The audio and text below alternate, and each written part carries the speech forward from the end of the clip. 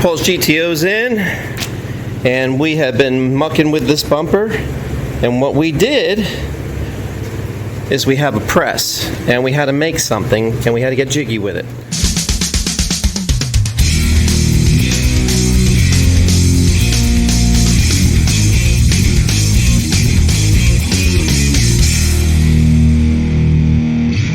Sometimes we just got to make do with what we have here. Normally, when we do stuff like this, we send it down to Space Coast Plating, and they do it. Unfortunately, they don't have the car, so they can't match it to the car. So it took us time to do this, so we were on and off like 20 times to match that to that. Now I'm just dead on, so it's going to be perfect now. Okay, this is the press. And what we had to do was face the bumper down on these here and then put the beak in the center, and then I pressed down with wood and everything, and then we supported it so when it transferred the weight, it transferred the weight back into here. And we were able to carefully bounce her down 2.5 inches to put that bow in. So we're good there. And now this bumper lines perfectly up with this girl now. She's real good. We did it. Now it's time to bodywork. So let me back up because I have such a great camera here. There's the nose for the GTO. Okay. Used to be flat. Yeah. I don't know why you're focusing on me on that. That was all your baby right there. Well, we sent it to Space Coast Plating, but they don't have the car, so I wanted them just to pull the one top corner back correctly. Now they straightened them back, but we lost the bend. We put the bend back in it. A lot of bend. Yeah. Several times. It worked. But it'll be far better than it probably was from the day it left the factory. Heck yeah. So there's Paul's GTO. He'll be around this weekend. We're going to put the nose on her, line her up, and make sure she's a happy girl. And we have her up here on the lift for right now. Paul's is on movement now since, well, we don't have the F100 here anymore. That went home. Yeah. Still breaks my heart. I didn't get a chance to see it drive off. Yeah. The nice thing is this one right here, instead of collecting dust from the shop, it'll be collecting dust from work. Yeah. That'll be a nice thing.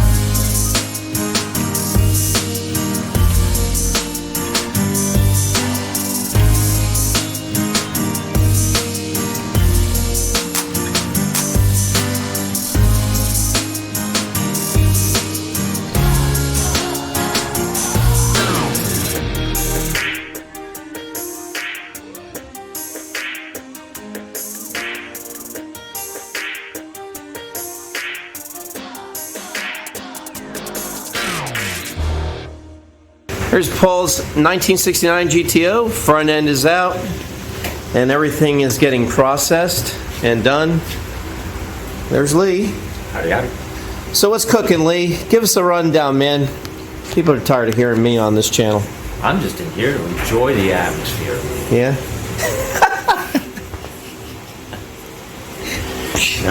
Just coming on in, checking out what's going on with this. Yeah. The next step's going to be removing the bed liner spray that was been sprayed underneath, bring her back to nice rust-free condition like it was supposed to be. Yeah. Ready to put the back end or the rear end in. Okay. Back to forge ahead. Yeah. We're going to go backwards to go ahead, if that makes any sense. Unfortunately. All right, let's take a walk around. What we're doing right now is I'm starting, everything was processed, painted, all restored, real pretty. Waiting on bumpers, rebound bumpers, and then I'll shove the coil spring in. Parts and pieces are getting all expedited now. And all that's gonna go. Paul wants that gone, so what he's gonna do, he's gonna come in and actually paint strip the whole job. Okay, so that's the rear axle, that is the undercarriage of the 69 GTO, and that's Mr. Lee. Man, dude, this phone looks like I don't know, it just stinks. Anyway, there's the parts on the table. Base coat, clear coated, epoxied, everything fun, nice, and color coordinated exactly as for 1969. And we have a diagram, we always do diagrams, and we also had the museum car down here in Melbourne. Mark, the owner of the place, was really nice to have us map his car so we can get this car 100% correct. Yeah. Red hole that thing. Which one? This one. You don't want nothing coming off.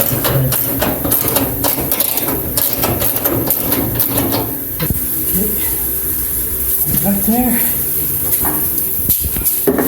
There's gonna be a pile.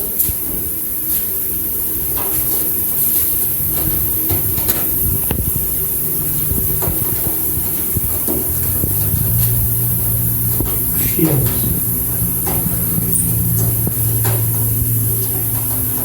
The gloves are falling apart. Okay, let me know when you're ready. Now, I'm going to pull the front out and then we slide it forward, okay?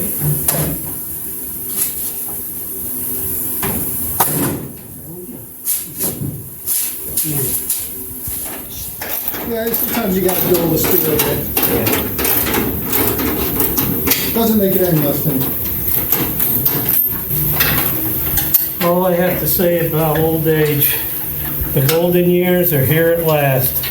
The golden years can kiss me. I used to be able to do this stuff and not even think about it. Now, I gotta wake up, take an aspirin, and then think about it. Just gotta leave that open a little bit. Okay. Pull that bolt. Got this one off, or did you get the bottom one already? Both the bottoms are out. All right. All right.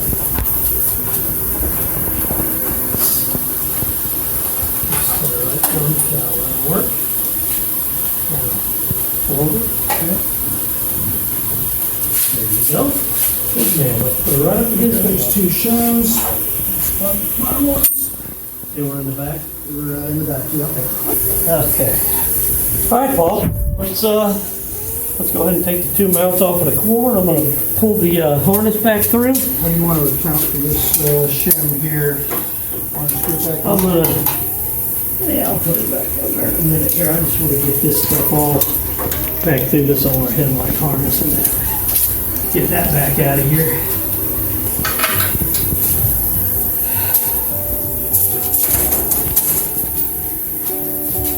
Put the bumper brackets off and we'll be ready to roll here.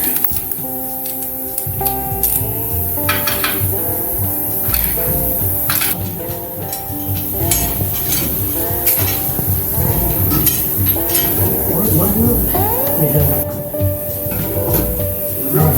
one down.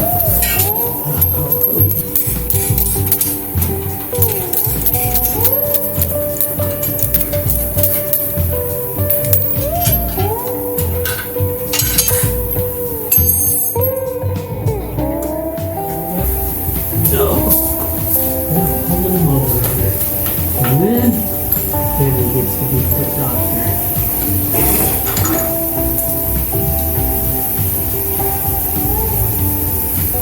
And that pulls that.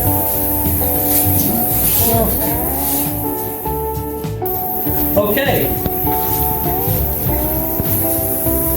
So what are you looking at?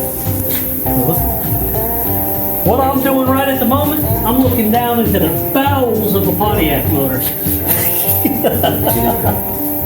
did good. She's pretty. That's pretty.